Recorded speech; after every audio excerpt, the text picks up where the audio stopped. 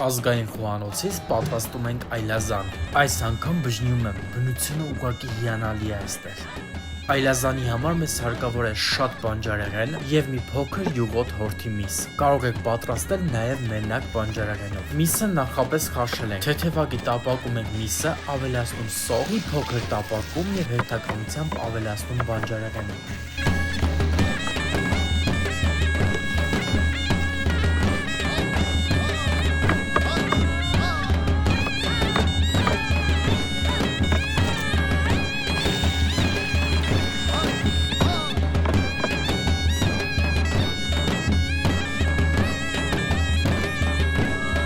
Բոլոր բանջարեղենը ավելացնելուց հետո համնում ենք աղ, սև պղպեղ եւ կարմիր պղպեղ, վերջում ավելացնում ջուր, փակում կափարիչ եւ այսպես եփում 1 ժամ։